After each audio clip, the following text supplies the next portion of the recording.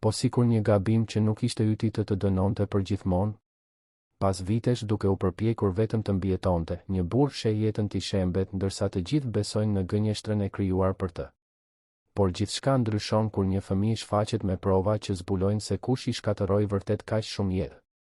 Tani, ai duhet të vendosë nëse do të arratiset edhe një herë, apo të përballet me sistemin që e etiketoi si fajtor. Nëse kjo histori ju interesoi, mos harroni të abonoheni në kanalin ton dhe na tregoni nga cili qytet po na ndiqni.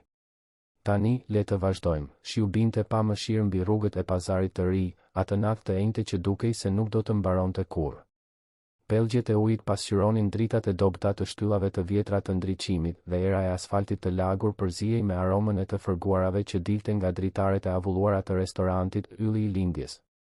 Ishte një nga ato lokale që kishin parë ditë më të mira, me tavolina formike të gërvishtura, karrige të çkombinuara dhe një menu të plastifikuar që premtonte ushqim të thjeshtë me çmime të arsyeshme. Zonja Tefta, pronarja, një grua rreth të 50-tave me flokët e mbledhur në një topuz të shtrënguar dhe sy të lodhur nga jeta, pastronte banakun me lëvizje automatike, duke pritur që nata të mbaronte sa më shpejt për të mbyllur derën dhe për t'u kthyer në shtëpi. Në këndin më të errët të sallës, larg tavolinave të pakta të zëna nga punëtor të turnit të natës dhe shofer taksie që kërkonin një kafe të ngrohtë, ishte ulur një burr që dukej se nuk i përkiste atij vendi. Krenar Kaso ishte 25 vjeç, por dukej se mbante peshën e një jete të tërë mbi supet e tij të kërrusura. Kostumi që kishte veshur dikur kishte qenë i shtrenjtë, kjo ende dallohej nga prerja dhe pëllura, por tani ishte i zhubravitur, me njolla që asnjë pastrim kimik nuk mund t'i hiqte më. Sytë e tij të errët, të thelluar, shikonin filxhanin e kafes së ftohtë përballë tij pa e parë vërtet. Flokët e zinj, dikur gjithmonë të prerë dhe të krejur mirë, i binin të shkujdesur mbi ballë, duke i dhënë pamjen e dikujt që kishte hequr dorë nga ruajtja e aparencave prej kohësh. 3 vjet më parë, e njëjta fytyrë kishte qenë në kopertinat e revistave të biznesit. Krenar Kaso, gjeniu shqiptar me origjinë nga lindja e mesme, menaxheri i ri që e kishte shndërruar trashëgiminë e familjes në një nga fondet e investimeve më të admiruara në Ballkan. Bir emigrantësh që kishin ardhur në Shqipëri dekada më parë dhe kishin ndërtuar një perandori të vogël në tregtinë e tekstileve, Krenari kishte qenë i pari në familje që studioi ekonomi, që hyri në botën e sofistikuar të financave ndërkombëtare. Në moshën 22 vjeçare, ai tashmë menaxhonte miliona. Në moshën 23 vjeçare, fondi i tij, Kaso Capital, ishte në listën e më premtuesve në vend. Investitorë nga e gjithë bota donin të vinin paratë e tyre në duart e atij të riu brillant që dukej se kishte dhuntin për të shndërruar numrat në pasuri. Pastaj erdhi rënia. E shpejtë. Brutale. E pa kuptueshme.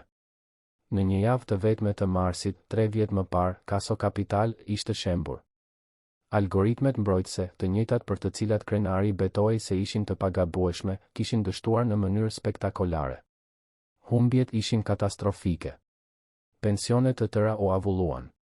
Familje humbën kursimet e një jete. Biznesmen të vegjël që i kishin besuar rezervat e tyre fondit pan gjithçka të zhdukej brenda pak ditësh. Titujt e gazetave që dikur festonin gjeniun e financave, tani e kryqëzonin si horrin që kishte shkatëruar mira jetë. Krenari ende e kujtonte ndjesinë e të qenit në qendër të një uragani. Telefonatat e tërbuara, pa ditë gjyqësore, kërcënimet, ish klientët që prisnin te dera e zyrës duke kërkuar përgjigje që ai nuk i kishte. Dhe më keq se gjithë kjo ishte të shije Anilën, gruan e tij, gruan që i kishte besuar atij që në fillim të shuhej pak nga pak nën peshën e turpit dhe stresit. Ajo kishte duruar javët e para, ishte përpjekur ta mbronte, kishte qëndruar pranë tij kur të gjithë të tjerët ishin larguar. Por presioni ishte shumë i madh. Netët pa gjumë, sulmet e panikut, depresioni që e pushtoi atë si një hije. 6 muaj pas kolapsit, Anila nuk ishte më. Certifikata e vdekjes fliste për komplikacione kardiake, por Krenari e dinte të vërtetën. Ajo kishte vdekur nga hidhërimi, nga turpi, nga një zemër e thyrë që nuk duroi më. Ai kishte kaluar muajt e ardhshëm në një mjegull. Proceset gjyqësore vazhdonin, seancat shtoheshin, avokatët flisnin me terma teknik që ai mezi i kuptonte. Në fund, nuk arritën të provonin se ai kishte vepruar me keqbesim, por as nuk arritën ta shfaqsonin plotësisht. Zyrtarisht, kolapsi ishte rezultati i dështimeve në menaxhimin e rrezikut dhe vendimeve të pamatura. Krenar Kaso, gjeniu I financave, u shndërrua në simbolin e gjithçkaje që mund të shkojë keq kur u besohet shumë sistemeve të automatizuara dhe të rinjve arrogant që mendojnë se e dominojnë tregun. Licenca e tij për të operuar në tregun financiar I u hoq. Pasuritë e tij u ngrin për të paguar dëmshpërblimet. Familja e turpëruar u largua. Miqt u zhdukën. Mbeti vetëm ai, një dhomë me qira 12 metra katror në periferi të Tiranës, një kostum I zhubravitur dhe faji që e mbyste çdo mëngjes kur hapte syt dhe kujtohej se ishte gjallë ndërsa Anila jo më. Ishte në një nga këto net pa shpresë që ai përfundoi në restorantin Ylli I Lindjes. Jo sepse ushqimi ishte I mirë apo sepse vendi ishte mikpritës, por thjesht sepse ishte I vetmi lokal I hapur në atë orë të vonë, dhe sepse të qëndroje vetëm në dhomën e vogël ishte më keq se të qëndroje vetëm në një restorant bosh. Zonja Tefta e kishte lënë të hynte edhe pse e dinte se ai mezi kishte para për të paguar një kafe, madje I kishte vënë përpara një copë bukë që kishte mbetur nga dita, pa I marrë asgjë. Ajo I kuptonte njerëzit e thyrë. E shite këtë çdo ditë. Shiu vazhdonte të binte jashtë kur dera e restorantit u hap me një kërcitje. Zonja Tefta ngriti kokën, gati për të përzënë çdo lypës apo pianet që donte të strehojë nga stuhia pa paguar. Por ajo që hyri ishte një vajzë. Një fëmijë që nuk duhet të ishte më shumë se 8 apo 9 vjeç, e qullosur nga kokat e këmbët, me një fustan të grisur që dikur kishte qenë blu, por tani ishte I një ngjyre të pacaktuar, me këmbët zbathur dhe të pista, flokët gështenjë të ngjitur në fytyrën e lagur. Në krah, e shtrënguar fort pas gjoksit sikur të ishte gjëja më e vlefshme në botë, ajo mbante një fletore të vjetër, me kapak të plastifikuar të grisur anash. Zonja Tefta ndjeu një shtrëngim në zemër, siç I ndodhte gjithmonë kur shite fëmijë në atë gjendje, por ndjeu edhe ashpërsinë praktike të dikujt që e di se nuk mund t'i shpëtojë të gjithë. Restoranti tashmë po punonte me humbje, ajo mezi arrinte të paguante faturat dhe nëse do të fillonte të strehonte çdo fëmijë rrugë që kalonte pranë derës, së shpejti do të kishte një turm të kampuar aty brenda. Vajza nuk tha asgjë. Vetëm qëndroi në hyrje duke pikuar ujë në dyshemen me pllaka të çara, me ata sy të mëdhenj jeshil të ngulitur të zonja Tefta. Nuk ishte një vështrim lutës. Ishte një vështrim I prerë, pothuajse sfidues, sikur të thoshte, unë kam të drejtë të jem këtu, po aq sa çdo person tjetër. Zonja Tefta pshertiu. Mori një pecet të vjetër dhe shkoi te vajza. Nuk do ta linte të qëndronte, por të paktën do t'ia thante pak atë fytyrës para se ta përzinte. Vajza nuk u tërhoq. E pranoi pecetën, e kaloi shpejt nëpër fytyrë, ia ktheu dhe vazhdoi të qëndronte aty, pa lëvizur. Zonja Tefta vuri re se ajo po dridhej, jo vetëm nga I ftohti, por nga raskapitja. Kishte diçka që nuk shkonte me atë fëmijë.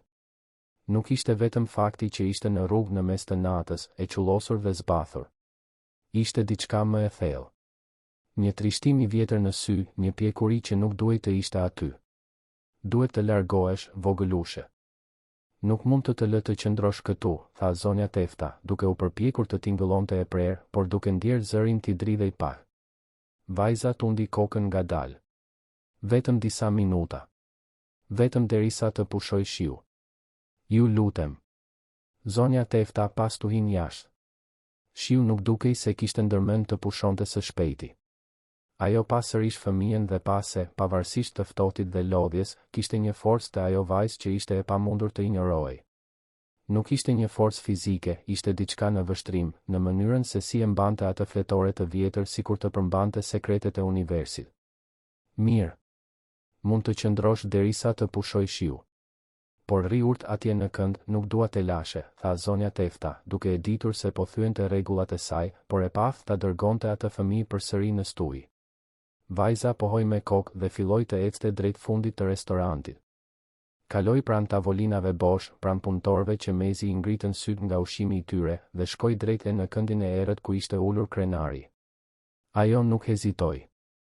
Thjesht tërhoqi një karrige dhe ul përballë tij, duke vendosur fletoren e lagur mbi tavolinë, midis filxhanit të kafes së ftohtë dhe një pjate me mbetje buke. Krenari ngriti syt ngadalë. Ju deshën disa sekonda për të procesuar vërtet atë që po shite. Një fëmijë e qullosur e ulur përballë tij, duke e parë me një intensitet që nuk I përshtatej moshës. Donte ta përzinte, ti thoshte se donte të qëndronte vetëm, por fjalët nuk I dolën. Kishte diçka në atë vështrim që e gozhdoi. Largohu, arriti të thoshte më në fund, por zëri i doli i dobët, pa bindje. Jo, u përgjigj vajza me një thjeshtësi çarmatose. Ti duhet ta shohësh këtë. Ajo vuri dorën mbi fletoren e lagur. Krenari pa fletoren dhe pastaj sërish vajzën. Nuk kishte energji për këtë. Nuk kishte energji për asgjë. Donte vetëm që të gjithë ta linin rehat, që bota të pushonte se ekzistuari për disa orë. Por vajza nuk lëvizi. Vazhdoi të qëndronte aty duke pritur. Nuk kam nevojë të shoh asgjë. Unë vetëm dua. Filloi të fliste krenari, por ndaloi. Çfarë donte ai? Të vdiste? Të zhdukej? Të mos ndjente më asgjë? Asnjë nga këto opsione nuk dukej i përshtatshëm për t'u thënë me zë të lartë, veçanërisht para një fëmije. Ti je krenar kaso. Nuk ishte një pyetje. Ishte një pohim. Vajza e dinte se kush ishte ai. Krenari ndjeu një të ftohtë në shpinë. Isha, u përgjigj ai. Tani nuk jam askushi. Vajza tundi kokën. Ti u akuzove se u vodhe parat njerëzve. Se shkatërove fondin. Se rënove familje. Ajo fliste me një ftohtësi klinike, sikur po recitonte fakte nga një libër historie. Nëna ime investoi gjithçka që kishte në fondin tënd. Gjithçka. Çdo qindark. Krenari mbylli syt. Edhe një familje e shkatëruar për shkak të tij. Edhe një jetë që ai e kishte rënuar. Më vjen keq, tha ai, por fjalët tingëlluan boshe edhe për të. Më vjen shumë keq për gjithçka. Nuk ka nevojë të vi keq, foli vajza. Sepse nuk ishte faji yt. Krenari hapi syt befas. E pa vajzën sikur ajo të kishte thënë gjën më absurde në botë. Sigurisht që ishte faji im. Unë isha menaxheri. Unë isha përgjegjës. Gjithçka ndodhi nën menaxhimin tim. Vajza e shtyu fletoren drejt tij. Hape, urdhëroi ajo. Krenari pa fletoren. Ishte e lagur, faqet të fryra, kapaku i grisur. Dukej se kishte kaluar shumë. Ai nuk donte ta hapte. Nuk donte të shihte më shumë numra, më shumë grafik, më shumë dëshmi të dështimit të tij. Por kishte diçka në vështrimin e vajzës që e bënte të pamundur refuzimin. Me duar që i dridheshin, ai hapi fletoren. Faqja e parë ishte e mbuluar me numra. Ekuacione. Grafik të vizatuar me dorë. Llogaritje komplekse të bëra me një saktësi mbresëlënëse. Krenari e njohu menjëherë atë që po shite. Ishin analiza të algoritmit të Kaso Kapital. Të njëjtat formula që ai kishte përdorur për të llogaritur rreziqet, për të vendosur kufit, për të mbrojtur investimet. Por kishte diçka të çuditshme. Kishte shënime në anë, shenja me të kuqe, rreth numrave specifik. Dikush e kishte rishikuar gjithë këtë dhe kishte gjetur diçka. Krenari ktheu faqen. Më shumë numra. Më shumë grafik. Më shumë shënime. Dhe pastaj pa diçka që ja ndaloi zemrën për një sekondë. Një krahasim krah për krah. Nga njëra anë, parametrat që ai kishte vendosur për algoritmin. Nga ana tjetër, parametrat që në të vërtetë po ekzekutoheshin në sistem kur ndodhi kolapsi. Ishin të ndryshëm. Krejtësisht të ndryshëm. Bllokimet e sigurisë ishin përmbysur. Kufit e rrezikut ishin shumë fishuar. Sistemi që duhej të mbronte ishte shndërruar në një makinë shkatërimi. Ai ngriti syt nga vajza, duke ndjerë për herë të parë në 3 vjet diçka përtej fajit dhe dëshpërimit. Ndjeu konfuzion. Mosbesim. Dhe një shkëndij të vogël të diçkaje që mund të ishte shpresë. Nga e gjete këtë? Nga nëna ime, u përgjigj vajza. Ajo ishte kontabiliste. Punonte me numra gjithë ditën. Ajo investoi gjithçka në fondin tënd sepse të besonte. Mendonte se ishe i ndershëm. Pasi gjithçka u shemb, ajo u dëshpërua. Humbi gjithçka. Mbetëm pa asgjë. Por ajo nuk mund ta pranonte. Ajo ishte e zonja me numrat. Shumë e zonja. Dhe diçka nuk përputhej. Ajo filloi të hetonte. Arriti të merrte kopje raportesh, dokumentesh, regjistrimesh. Dhe gjeti këtë. Krenari shikonte faqet e fletores sikur po shihte fantazma. Kjo nuk mund të jetë e vërtetë, pëshpëriti ai. Nëse parametrat u ndryshuan, nëse dikush preku sistemin, unë do ta kisha vënë re. Auditorët do ta kishin vënë re. Ti besoje ortakut tënd, tha vajza. Artan Balla. Ai kishte akses të plot në sistem. Ai mund të ndryshonte çfarë të donte. Dhe e ndryshoi. E përmbysi gjithçka. I shndërroi mbrojtjet e tua në kurthe. Dhe ndërsa gjithçka po shembej, ai devijoi paratë. Krenari ndjeu se dhoma po I sillej vërdall. Artani. Miku I tij I fakultetit. Burri që kishte qenë ortaku I tij që në fillim. Burri që kishte qarë në shpatullën e tij kur vdiq Anila. Burri që pas kolapsit kishte arritur të shkëputej shpejt nga fondi, kishte pretenduar se ishte vetëm një ortak minoritar, se nuk kishte akses në vendimet operacionale. Burri që tani, 3 vjet më vonë, ishte pronari një kompanie të suksesshme investimesh, jetonte në një apartament luksos në blok dhe shihej në eventet sociale të elitës tiranase. Kjo është e pamundur, tha krenari, por tashmë nuk ishte I sigurt. Artani ishte miku im. Vajza nuk tregoi asnjë emocion. Nëna jote zbuloi se rreth $400 milion u zhdukën. Nuk u humbën në treg. U devijuan. Në llogari fantazmë. Në parajsa fiskale. Ndërsa të gjithë të shikonin ty si fajtorin, ai po I lëvizte parat jashtë vendit. Nëna ime e zbuloi. Dhe nëna ime vdiq. Fjalia e fundit u tha me një ftohtësi që e bëri krenarin të dridhej. Ai pa atë vajzë 8 vjeçare dhe pate ajo një dhimbje që e njihte mirë. Dhimbjen e humbjes së dikujt. Dhimbjen e mbajtjes së një të vërtete që askush nuk do ta dëgjojë.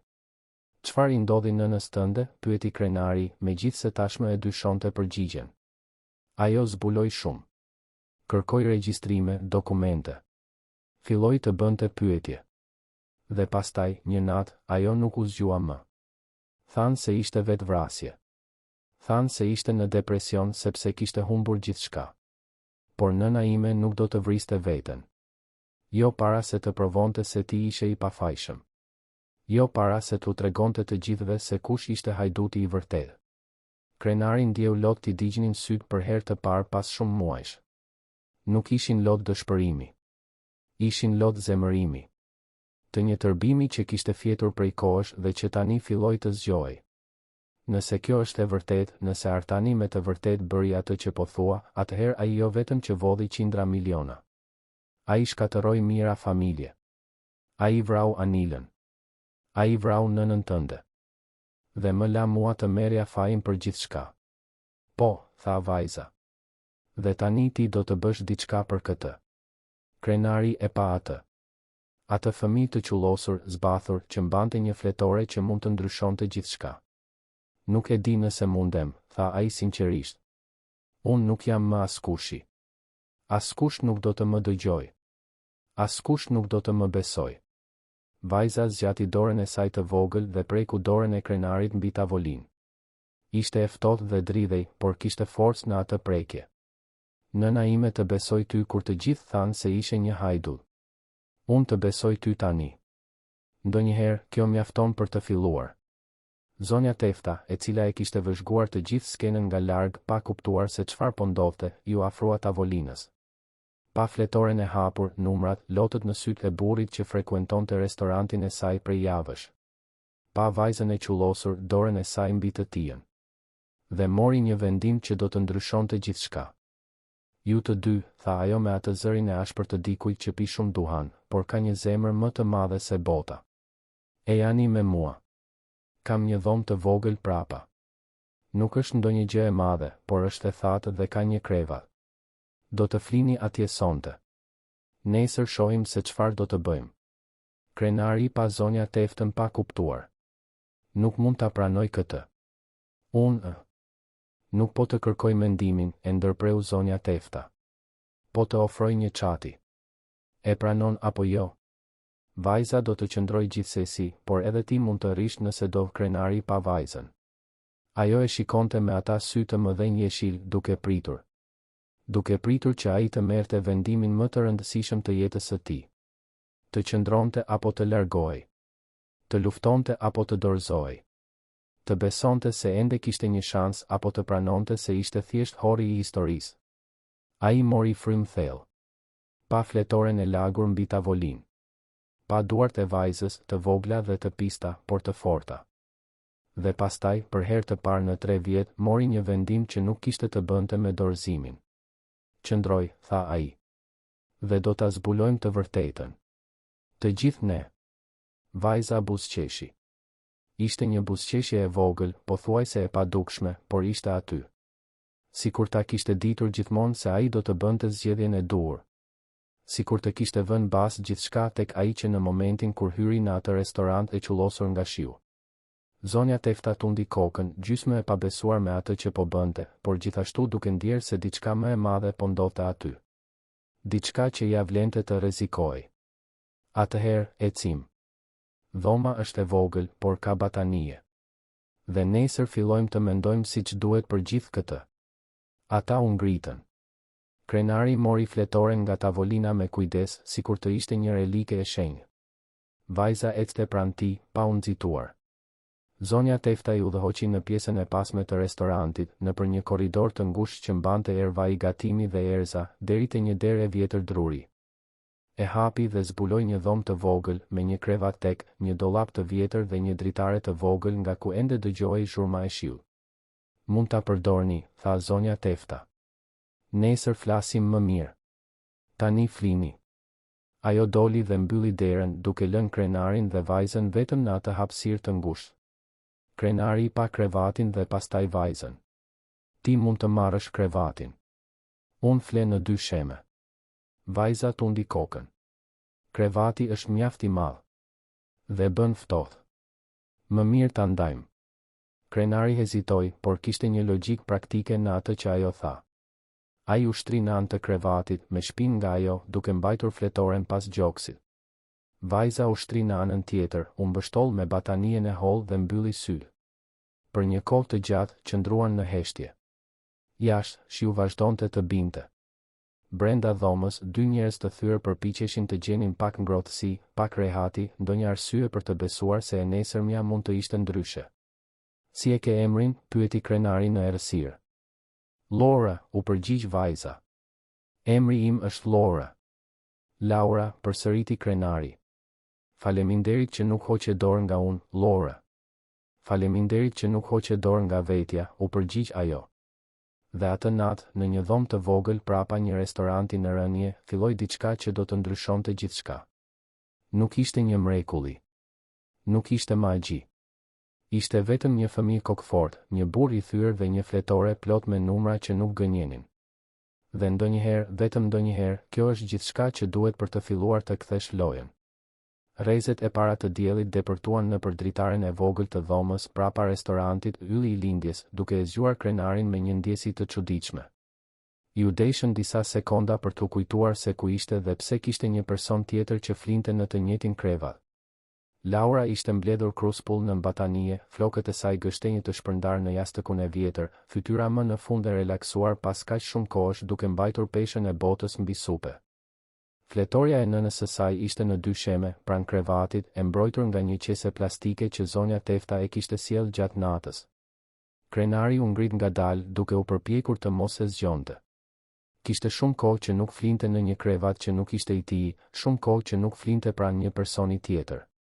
Që kur Anila u largua, ai shmangte çdo lloj afërsie, çdo kujtim se dikur kishte pasur dik pranë tij. Por kishte diçka ndryshe në atë situatë. Laura nuk ishte Anila. Nuk ishte romancë, nuk ishte afeksion romantik. Ishte diçka tjetër. Një lidhje e çuditshme dhe e papritur midis 2 njerëzve që ishin shkatëruar nga i njëjti njeri. Ai mori fletoren nga 2 shemeja dhe shkoi te dritarja. Shiu kishte pushuar gjatë natës dhe tani Tirana zgjohej në një qiell gri, por të thatë. Rrugët e pazarit të ri tashmë po fillonin të mbusheshin me njerëz, kamion mallrash, tregtar që hapnin dyqanet e tyre. Jeta vazhdonte, indiferente ndaj dramave personale të kujto. Krenari hapi fletoren përsëri, tani me më shumë qetësi, me dritë natyrale. Studioi çdo faqe, çdo shënim, çdo llogaritje që nëna e Laurës kishte bërë. Dhe sa më shumë lexonte, aq më shumë bindej se kjo nuk ishte fantazia e një personi të dëshpëruar. Ishte reale. Ishte e përpikt. Ishte prova se ai ishte tradhtuar në mënyrën më të poshtër të mundshme. E kupton çfarë shkruan aty? Zëri i Laurës e trembi. Ajo ishte zgjuar dhe tani ishte ulur në krevat, duke e vëzhguar me ata sy jeshil të vëmendshëm. Krenari i pohoi me kokë. E kuptoj. Nëna jote ishte shumë e zonja me numra. Ajo gjeti modele që auditorët nuk i pan. Ose që nuk donin t'i shihnin. Ajo ishte më e mira, tha Laura me Krenarin në zë. Para se gjithçka të shembej, ajo punonte për një kompani të madhe. Fitonte mirë. Kishim një shtëpi të mirë, unë studioja në shkollë private. Ajo gjithmonë thoshte se numrat nuk gënjejnë.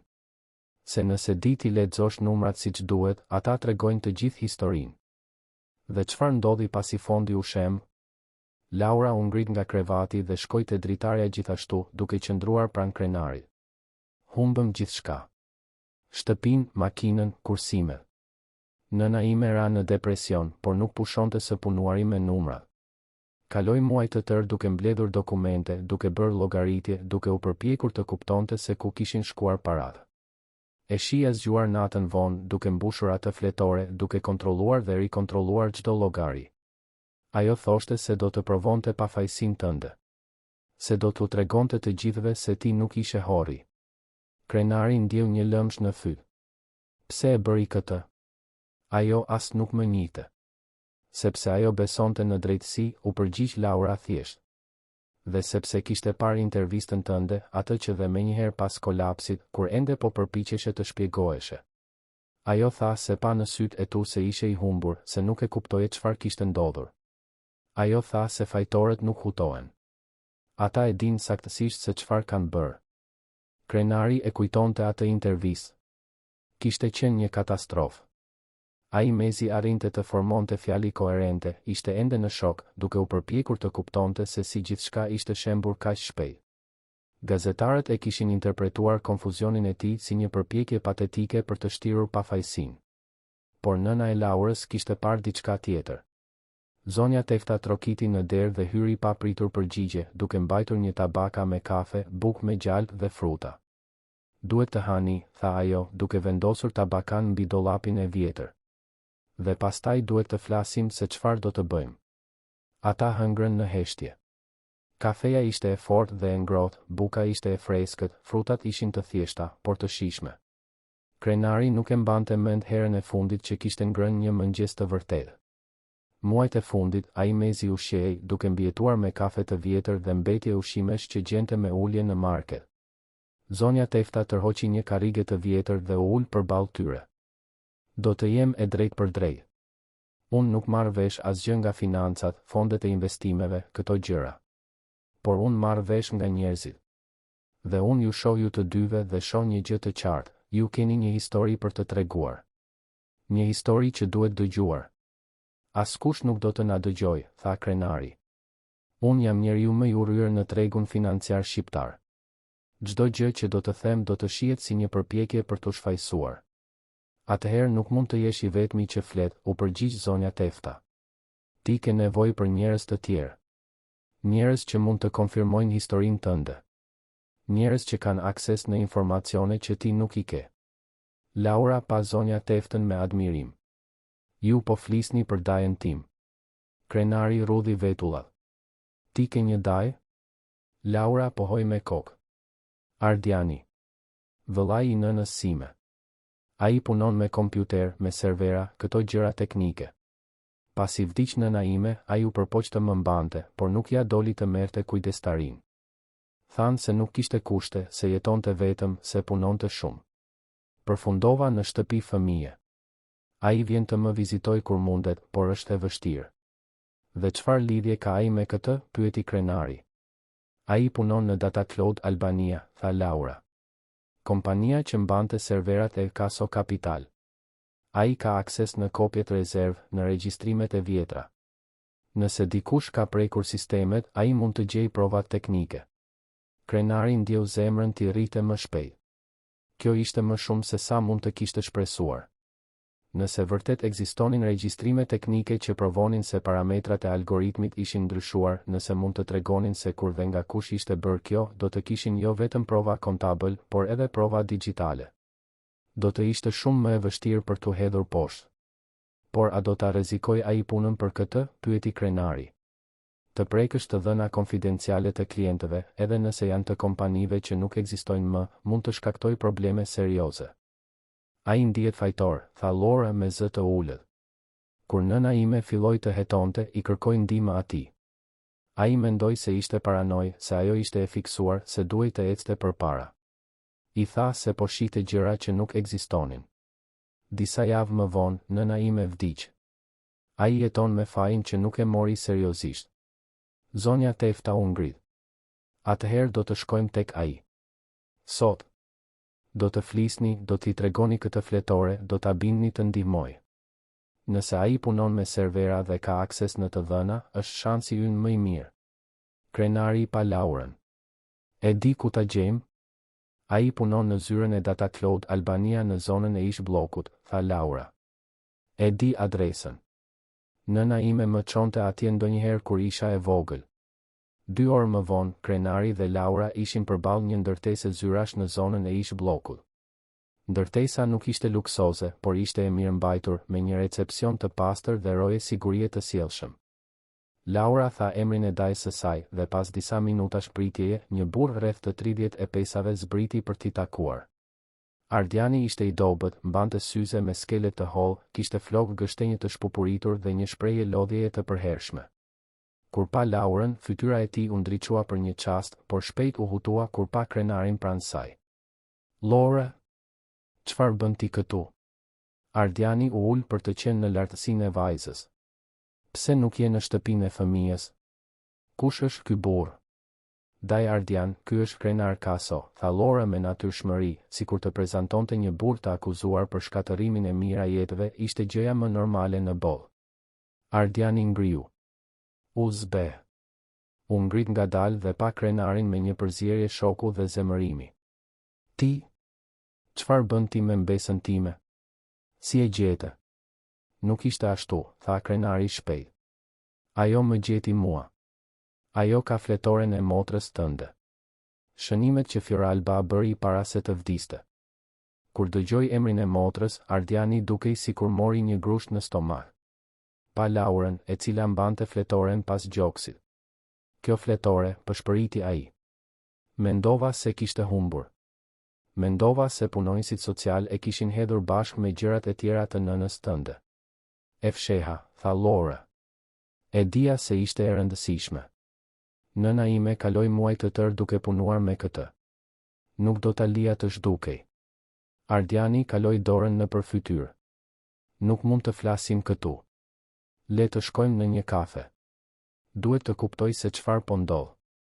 Ata shkuan në një kafe të vogël në qoshe, u ulën në një tavolinë në fund, larg syve kureshtar. Laura vendosi fletoren mbi tavolinë.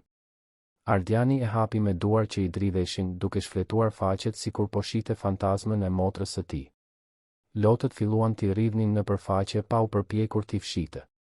Ajo u përpoq të ma tregonte këtë, tha ai me zë të mbytur. U përpoq të më shpjegonte se çfarë kishte gjetur. Dhe unë nuk i kushtova vëmendje.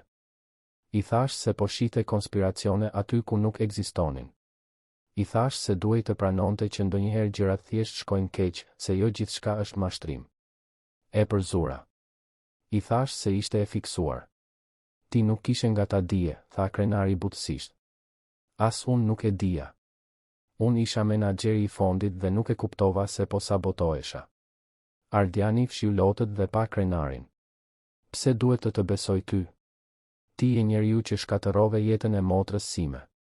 Që në mënyrë indirekte shkaktove vdekjen e saj.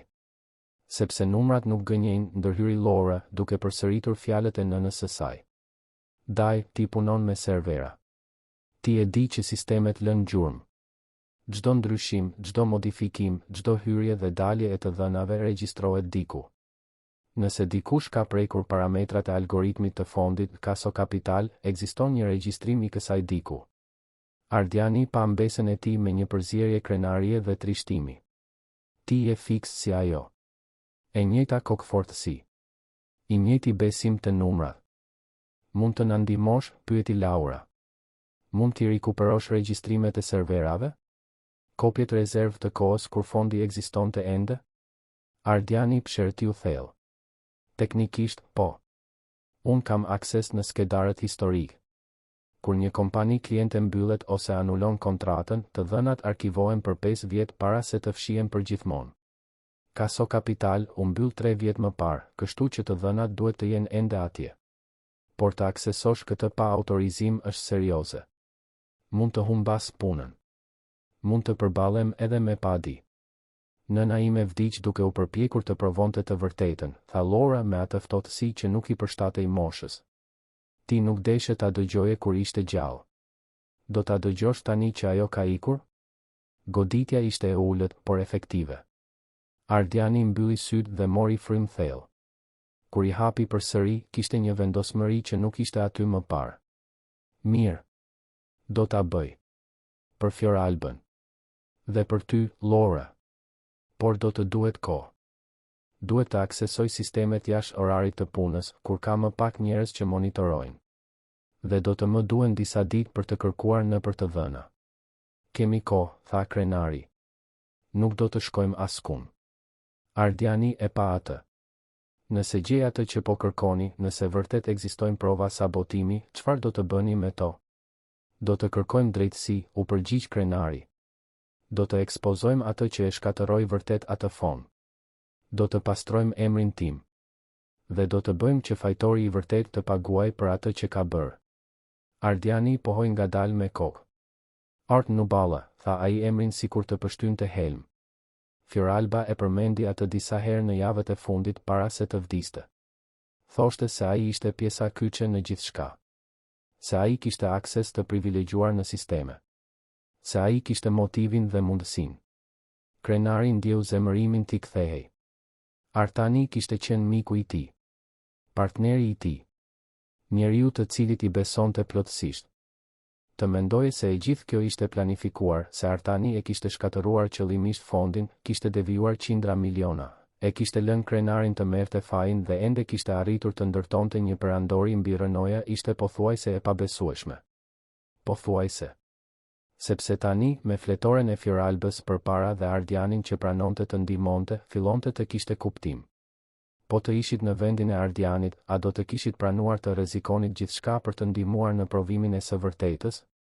Apo do të kishit zgjedhur sigurinë e punës suaj? Na tregoni në komente. Ditët në vijim ishin plot tension dhe pritje. Krenari dhe Laura vazhduan të jetonin në dhomën e vogël prapa restorantit. Zonja Tefta nuk u merrte asgjë, por krenari këmbënguli të ndihmonte në kuzhinë, duke larë pjata, duke pastruar tavolina, duke bërë ç'të mundej për të kompensuar bujarinë. Laura ndihmonte gjithashtu, duke marrë porosi, duke çuar ushqim në tavolina, duke biseduar me klientët e rregullt që shpejt u lidhen me atë vajzë tepër serioze për moshën e saj. Gjatë ditës, ndërsa punonin në restorant, krenari studionte fletoren e Fioralbës rresht për rresht. Ai merrte letër dhe stilolaps hua nga zonja Tefta dhe transkriptonte informacionet më të rëndësishme, i organizonte kronologjikisht, krijonte një linjë kohore të asaj që kishte ndodhur. Sa më shumë studionte, aq më i qartë bëhej modeli.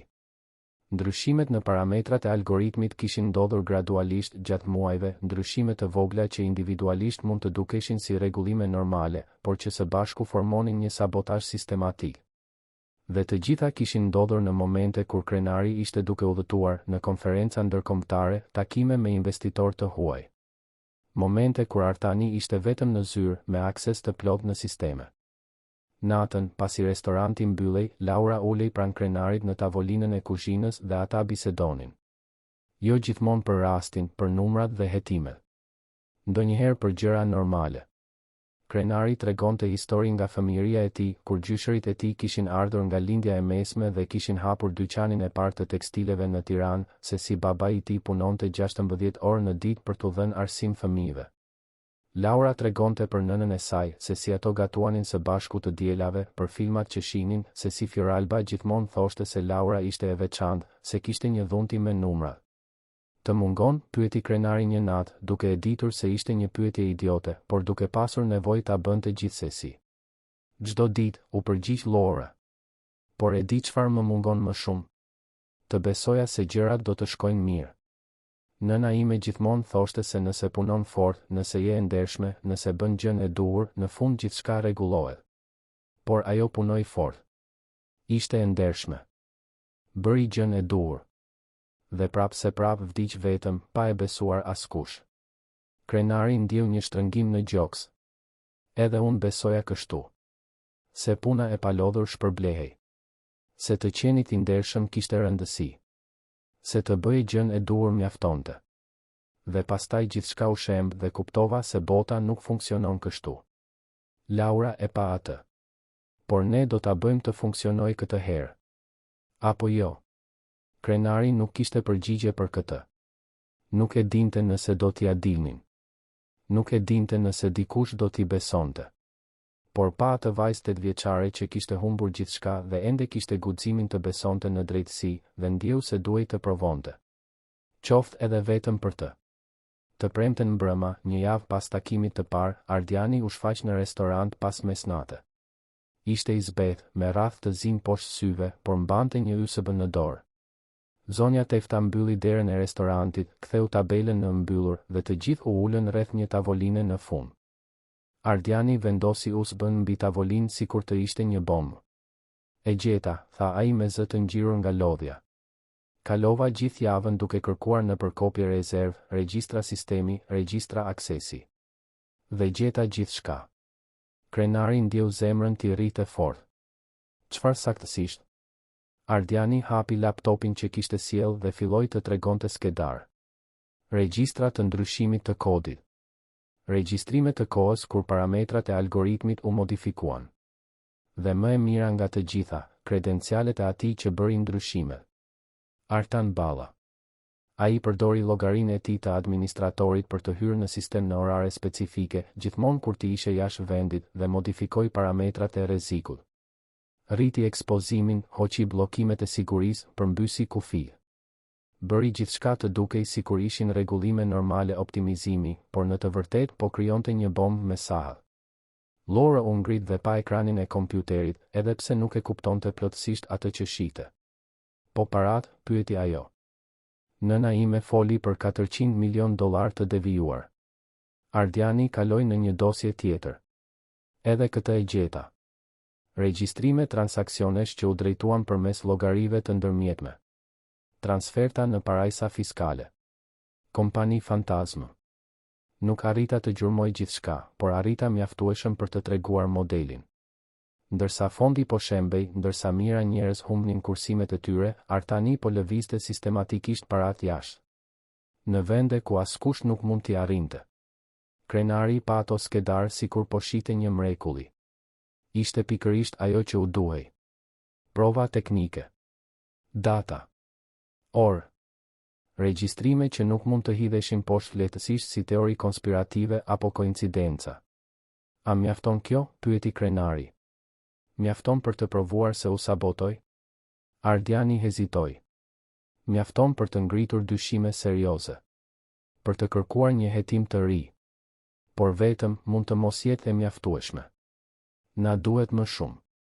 Na duhet dikush nga brenda strukturës së fondit që mund të konfirmojë se kishte parregullsi.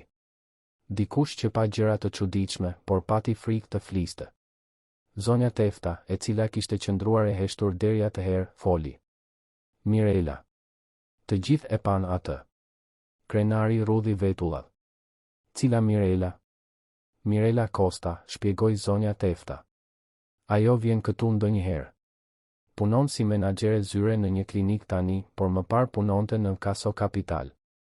Ishte përgjegjëse për pajtueshmërinë, nëse nuk gaboj. Gjithmonë dukej si një grua e munduar. Njëherë, para disa muajsh, piu pak më shumë dhe filloi të fliste se si ndihej fajtore që nuk kishte bërë asgjë, që kishte heshtur kur e dinte se diçka nuk shkonte. Krenari e kujtoi Mirelën. Një grua kompetente, serioze, që kishte punuar në departamentin e pajtueshmërisë së fondit. Ajo ishte larguar pak para kolapsit, duke pretenduar se kishte marrë një ofertë më të mirë diku tjetër. Në atë kohë, Krenari nuk i kishte kushtuar shumë rëndësi. Njerëzit ndryshonin punë gjatë gjithë kohës. Por tani, duke parë prapa, dukej e dyshim. E di ku punon? Pyeti Krenari. Zonja Tefta pohoi me kokë. Në klinikën Jeta e Re, aty afër bulevardit dëshmorët e kombit. E përmendi një herë. Tha se nuk ishte ajo për të cilën kishte studiuar, por të paktën kishte një sigurim të mirë shëndetësor për djalin. Ardiani mbylli laptopin. Atëherë kjo është. Kemi prova teknike, kemi shënimet kontabël të Fioralbës dhe tani na duhet një dëshmi e brendshme. Nëse Mirela vërtet dinte diçka dhe pranon të flas, do të kemi një rast. Por pse do të fliste, pyeti Laura. Nëse ka heshtur gjithë këtë kohë, pse do të ndryshonte mendje tani? Sepse tani ajo nuk është vetëm, u përgjigj krenari. 3 vjet më parë, unë isha armiku publik numër 1. Askush nuk do ta besonte nëse ajo do të fliste në favorin tim. Por tani kemi prova. Kemi të dhëna. Kemi një histori që ka kuptim. Dhe ndonjëherë, kur njerëzit shohin se nuk janë vetëm, ata gjejnë guximin që nuk e dinin se e kishin. Të nesërmen, krenari shkoi te klinika Jeta e Re. Ishte një vend i thjeshtë, por i mirëmbajtur, me mure të bardha dhe erë dezinfektanti. Ai pyeti për Mirela Kostën në recepcion dhe pas disa minutash u shfaq një grua rreth të 40-tave. Ajo ishte më e dobët se sa e mbante mend krenari, me flokë të mbledhur në një topuz të shtrënguar dhe sy të lodhur. Kur e pa, ajo ngriu. Gjaku ju largua nga fytyra. Krenar, pëshpëriti ajo. Çfarë bën ti këtu? Duhet të flas me ty, tha krenari butësisht. Për Caso Capital. Për atë që pe para se të largoheshe. Mirela pa rreth e rrotull nervoze. Nuk mund të flas për këtë. Jo këtu. Jo tani. Atëherë më thuaj ku dhe kur, këmbënguli krenari. Të lutem, Mirela. E di që ti di diçka. E di që pate frikë të flasësh. Por tani kam prova. Prova se fondi u sabotua. Prova se Artani devijoi qindra miliona. Dhe kam nevojë që ti të konfirmosh atë që pe. Mirela mbylli syt. Kur i hapi përsëri, kishte lot aty. Ti nuk e kupton. Ai më kërcënoi. Tha se nëse do të flisja ndonjë gjë, do të ma shkatëronte jetën. Tha se do të më bënte të humbisja djalin. Nuk mund të rrezikoja. Krenari bëri një hap më afër. E kuptoj. E kuptoj të kesh frikë. E kuptoj të duash të mbrosh atë që do, por Mirela, sa njerëz të tjerë do të vuajnë nëse ne nuk e ndalojmë? Sa familje të tjera do të shkatërohen? Sa nëna të tjera do të vdesin duke u përpjekur të provojnë të vërtetën? Mirela e pa me dëshpërim në sy. Ti po më kërkon të rrezikoj gjithçka. Punën time. Sigurinë time. Sigurinë e djalit tim. Po të kërkoj të bësh atë që është e drejtë, u përgjigj krenari. Dhe po të premtoj se nuk do të jesh vetëm. Do të mbrojmë. Do të sigurohemi që ti dhe djali yt të jeni të sigurt. Por kemi nevojë për ndihmën tënde. Mirela qëndroi në heshtje për një moment të gjatë. Pastaj, më në fund, pohoi ngadalë me kokë. Mirë. Do të flas me ty, por jo këtu. Nesër mbrëma. Në parkun e madh të liçenit. Atje do të tregoj gjithçka. Dhe Zoti më ndihmoft nëse po bëj gabimin më të madh të jetës sime. Parku i madh i liçenit ishte plot atë të shtunë mbrëma. Familje shëtisnin me fëmijë, çifte ecnin dorë për dore, të rinj mblidheshin në grupe pranë liçenit. Krenari ishte ulur në një stol pranë amfiteatrit me Laurën pranë tij. Ardiani kishte qëndruar në restorant me zonja Teftën, duke monitoruar lajmet dhe duke mbajtur skedarët të sigurt. Nata ishte e freskët, me një fllat të lehtë që sillte erën e barit të kositur dhe ujit. Mirela mbërriti saktësisht në orën 8. Kishte veshur një pallto të thjeshtë me kapuç të ngritur, syze dielli edhe pse ishte natë, duke u përpjekur qartësisht të mos njihej. U ul në stol përballë krenarit duke mbajtur një distancë të sigurt, sikur afërsia fizike mund ta bënte më bashkëpunëtore se sa tashmë ishte gati të bëhej. E ke sjell fëmijën, tha Mirela, duke parë Laurën me një përzierje habie dhe sikleti. Laura deshi të vinte, u përgjigj krenari. Ajo ka po aq të drejtë ta dëgjoj këtë sa edhe unë. Ishte nëna e saj që e filloi këtë hetim. Ishte ajo që më solli provat e para. Mirela e studioi Laurën për një moment. Vajza e shikoi drejtë në sy, pa i lëvizur qerpikët me atë seriozitet që i tremte të rriturit. Sa vjeç je? Pyeti Mirela. Vërtet, u përgjigj Laura. Nëna ime ishte 32 vjeç kur vdiq për shkak të asaj që ndodhi në fond. Ajo quhej Fioralba Costa. Keni punuar me të? Mirela tundi kokën. Jo drejt për drejt. Por e pash emrin e saj në raporte. Ajo po përpiqej të vinte në dyshim disa transaksione, të kërkonte sqarime. Askush nuk I kushtoi vëmendje. Thanë se ishte histerike, se nuk e kuptonte si funksiononte tregu. Ajo e kuptonte në mënyrë perfekte, tha Laura me ftohtësi. Vetëm nuk e kuptonte si funksionojnë njerëzit e pandershëm. Mirela mori frym thellë.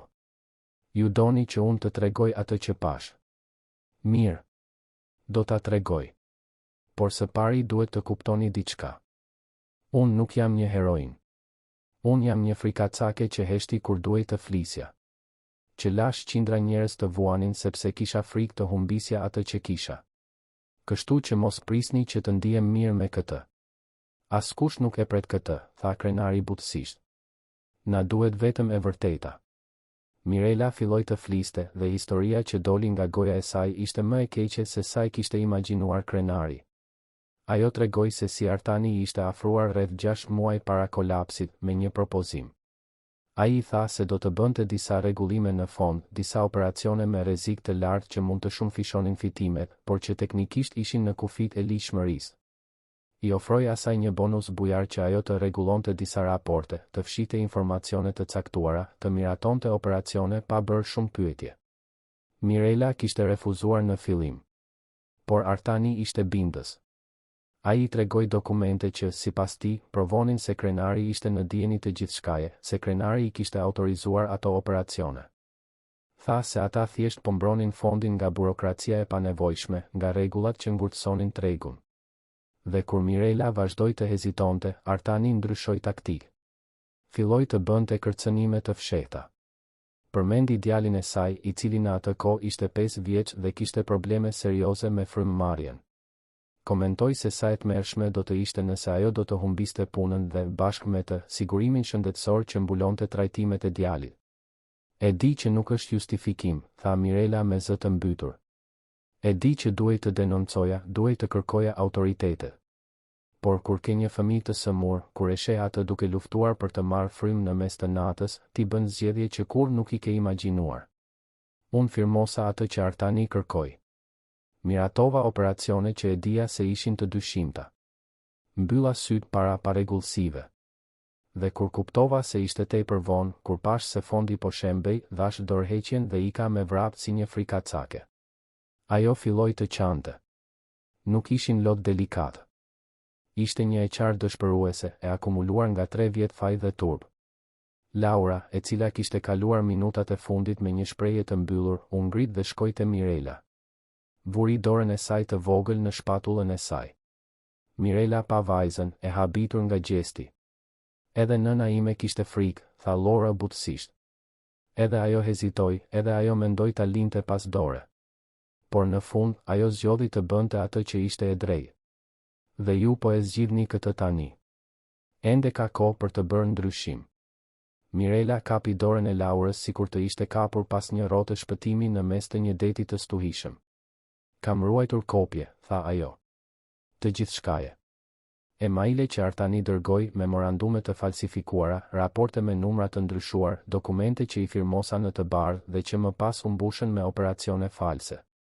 I ruajta të gjitha në një dosje fizike, të fshehur në shtëpinë time. E dija se një ditë mund të më duheshin. E dija se një ditë kjo mund të ishte e vetmja gjë mes meje dhe një akuze për bashkëpunim. Krenari ndjeu një val lehtësimi. Kjo është më shumë se sa prisja. Kjo, së bashku me të dhënat teknike që Ardiani rikuperoi dhe analizat kontabël që Fioralba bëri, mjafton për të ndërtuar një rast të fortë. Por çfarë do të bëni me gjithë këtë? Pyeti Mirela. Do ta çoni në polici? Në prokurori? A e dini sa pushtet ka Artani tani? Sa kontakte ka në vende të rëndësishme? Ai do të bëjë gjithçka të duket sikur ne jemi horra. Do t'ju paraqes si një menaxher të paaftë që përpiqet të shfaqsohet. Do të thotë se unë jam një ish punonjëse e pakënaqur. Do të na shkatërroj secilin prej nesh. Prandaj nuk mund ta bëjmë këtë në fshehtësi, tha krenari. Nuk mund ta çojmë te autoritetet dhe të presim që ata të bëjnë gjën e duhur. Duhet ta bëjmë gjithçka publike. Duhet ta bëjmë të pamundur mbylljen e rastit. Si, pyeti Mirela. Krenari pa laurën. Na duhet një avokate. Dikush e specializuar në mashtrime financiare. Dikush që nuk ka frikë të përballet me njerëz të fuqishëm. Laura pohoi me kokë. Njo dik, tha ajo. Avokatja Elena Andoni. Nëna ime u konsultua me të disa herë, duke u përpjekur të kuptonte nëse ajo që kishte zbuluar ishte e mjaftueshme për një padi. Avokatja Elena tha se i duheshin më shumë prova, por nëse do t'i arrinte, ajo do ta merrte rastin. Edhe duke e ditur se do të ishte e vështirë, edhe duke e ditur se do të ishte kundër njerëzve të fuqishëm. Mirela i pa sikur të ishin të çmendur.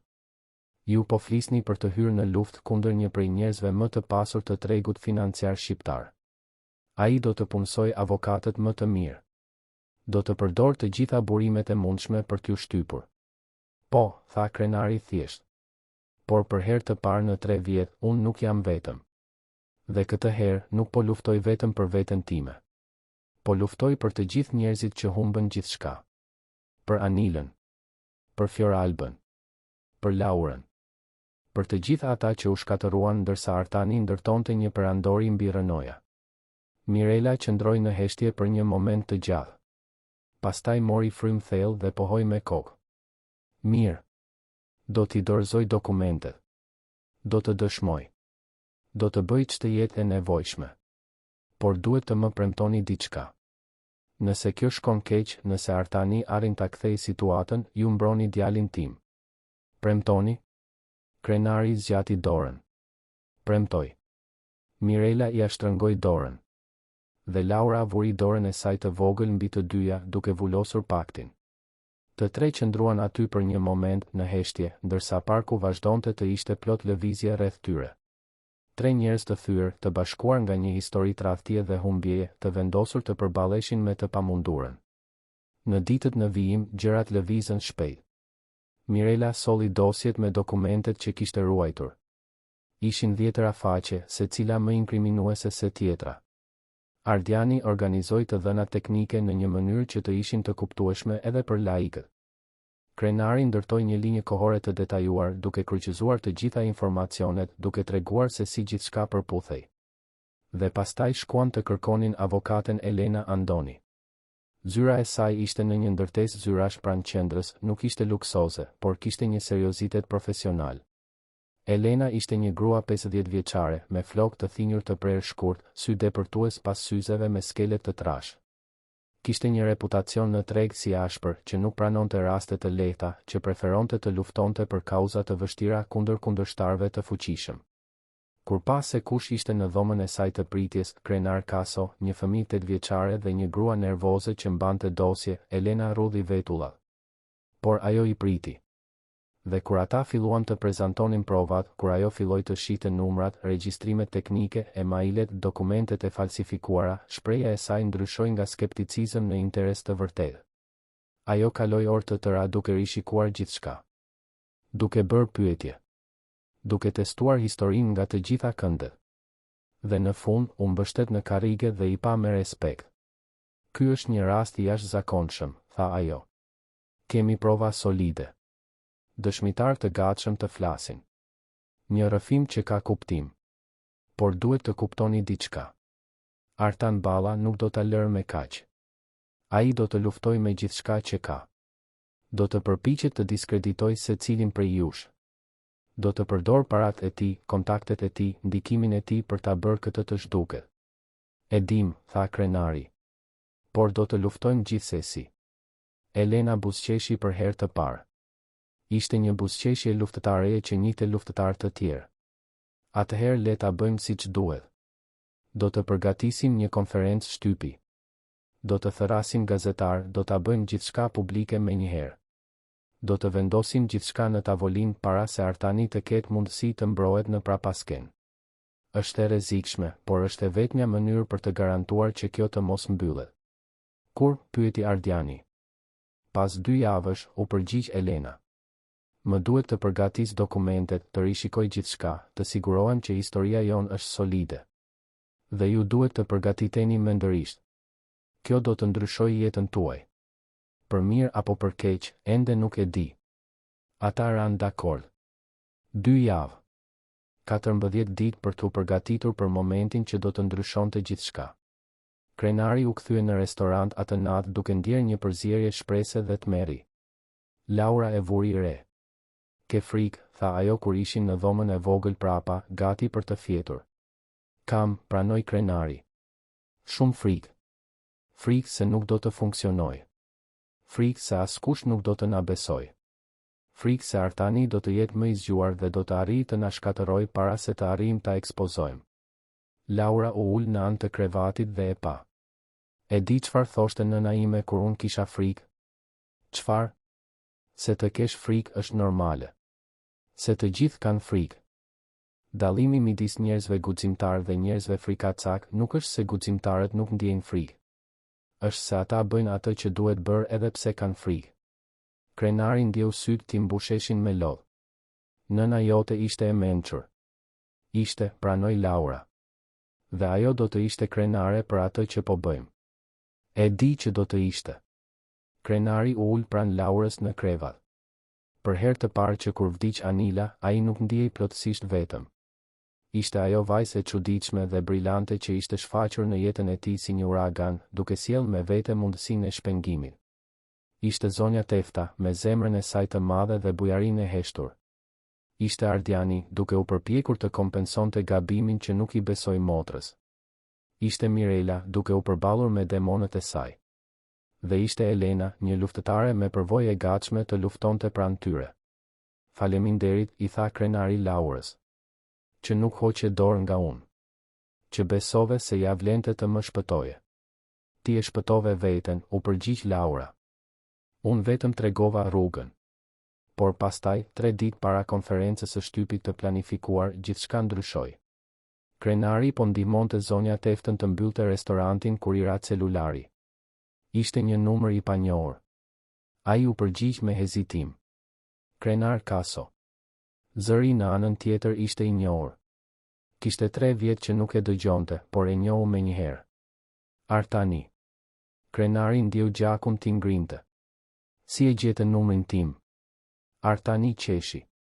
Një e qeshur e ftohtë, pa humor. Unë gjithmonë e kam ditur se ku ishe. Gjithmonë e kam ditur se çfarë po bëje. A mendove vërtet se nuk do të kisha sy dhe vesh kudo? Çfarë do? Pyeti Krenari, duke u përpjekur ta mbante zërin të qëndrueshëm. Dua që ta ndalosh këtë maskaradë, tha Artani. E di që po mbledh dokumente, po flet me njerëz, po përgatit diçka. Dhe do të jap një këshill si mik. Mos e bëj. Mos u përpiq të më përballësh. Ti nuk e ke idenë se çfarë jam i aftë të bëj. Kam prova, tha Krenari. Prova se ti sabotove fondin. Se ti devijove qindra miliona. Se ti më përdore si kokë turku. Artani qeshi përsëri. Prova? A mendon se provat kanë rëndësi? Unë kam para. Kam avokat. Kam kontakte në të gjitha vendet e duhura. Mund t'i bëj provat e tua të zhduken. Mund të bëj ty të zhdukesh. Dhe më e rëndësishmja, mund t'a bëj atë fëmijën bezdisë që po jeton me ty të zhduket gjithashtu. Zemra e Krenarit ndaloi. Mos guxo ta prekësh. Nuk është kërcënim, tha Artani qetësisht. Është thjesht një fakt ke 24 orë për të më dorëzuar të gjitha dokumentet që ke. Të gjitha skedarët. Të gjitha kopjet. Dhe pastaj do të zhdukesh nga jeta ime për gjithmonë. Nëse e bën këtë, të lë ty dhe vajzën rehat. Nëse jo, aksidentet ndodhin. Sidomos me fëmijët që jetojnë në rrugë. Telefonata u ndërpre. Krenari mbeti në vend duke mbajtur celularin duke u dridhur. Zonja Tefta, e cila kishte dëgjuar një pjesë të bisedës, i vuri dorën në shpatull. Ai kërcënoi Laurën, tha Krenari me zë të mbytur. Ai e di se ku jemi. E di se ajo është me mua. Kërcënoi se do ta lëndonte nëse unë nuk heq dorë. Zonja Tefta ja shtrëngoi shpatullën. Atëherë ne e mbrojmë atë. Por nuk heqim dorë. Sepse nëse heqim dorë tani, ai fiton. Dhe sa fëmijë të tjerë si Laura do të vuajnë në të ardhmen? Krenari pa derën e dhomës së vogël ku flinte Laura. Si mund ta vinte një fëmijë në rrezik? Si mund të zgjidhte midis drejtësisë dhe sigurisë së saj? Por në të njëjtën kohë, si mund të hiqte dorë tani, kur më në fund kishin një shans real për ta ekspozuar Artanin? Ai I telefonoi Elenës atë natë. I tregoi për kërcënimin. Prisnin që ajo të thoshte të hiqnin dorë, t'i jepnin përparësi sigurisë. Por Elena e befasoi. Kjo vetëm provon se jemi në rrugën e duhur, tha ajo. Njerëzit e dëshpëruar bëjnë kërcënime të dëshpëruara. Artani ka frikë. Dhe unë do të siguroj mbrojtje. Një roje sigurie të besueshëm. Do të vëdik të vëzhgoj restorantin, juve. Nuk do të lëm asgjë t'i ndodh Laurës. Në ditët në vijim, një ish polic I quajtur Besnik filloi të qëndronte roje në restoran. Ishte një burr serioz, me pak fjalë, por kompetent. Krenari ndihej pak më I sigurt, por prapse frika nuk e linte. Sa herë që Laura dilte nga dhoma, sa herë që shkonte në kuzhinë ose bisedonte me klientët, ai e mbante syrin, paranojak, duke pritur që diçka e tmerrshme të ndodhte. Laura e vuri re, sigurisht. Ajo ishte tepër e zgjuar për të mos e vënë re. Një natë, ajo shkoi te Krenari dhe I tha drejt për drejt. Ti po mendon të heqësh dorë për shkakun tim. Nuk ishte një pyetje. Ishte një pohim.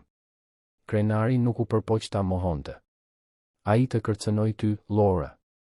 Tha se mund të lëndoj. Si mund të vazhdoj me këtë duke e ditur se po të vë në rrezik? Laura u ul pranë tij. Dhe nëse heq dorë, Artani do të më lërë rehat? Do të ndaloj së vëzhguari? Apo do të vazhdoj të më shoh si një kërcënim, si dik që di shumë? Ajo tundi kokën. Nuk ka më kthim prapa. E vetmja rrugdalje është përpara. Ta ekspozojmë. Ta bëjmë gjithçka publike. Sepse për sa kohë ai ka pushtet, për sa kohë ai mund të operojë në hije, asnjëri prej nesh nuk është I sigurt. Krenari e dinte se ajo kishte të drejtë. Por kjo nuk e bënte vendimin më të lehtë. I premtova nënës tënde, edhe pa e njohur se do të mbroja, tha ai. Si mund ta bëj këtë dhe në të njëjtën kohë të vë në vijën e zjarrit? Ti më mbron duke luftuar, u përgjigj Laura me atë pjekuri të frikshme. Jo duke hequr dorë. Nëna ime nuk hoqi dorë. Dhe shiko çfarë I ndodhi. Ndonjëherë të heqësh dorë është më e rrezikshme se të luftosh. Në mëngjesin e ditës së caktuar për konferencën e shtypit, Krenari u zgjua me një lëmsh në stomak.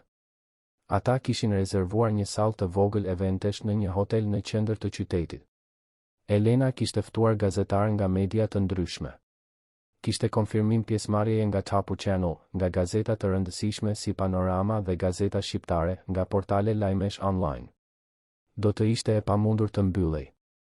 Krenari, Laura, Ardiani dhe Mirela u takuan një orë para eventit për të rishikuar gjithçka për herë të fundit. Elena ishte aty gjithashtu, e përsosur në kostumin e saj të errët, duke rrezatuar besim profesional. Besniku, roja I sigurisë, qëndronte te dera, I vëmendshëm ndaj çdo lëvizjeje të çuditshme. Jeni gati? Pyeti Elena. Të gjithë pohuan me kokë, megjithse asnjë nuk dukej vërtet gati. Si të përgatitesh për diçka të tillë? Si të përgatitesh për të ekspozuar jetën tënde, gabimet e tua, dhimbjet e tua para gjithë vendit? Mbani mend, tha Elena. Do të tregojmë të vërtetën. Do të tregojmë provat.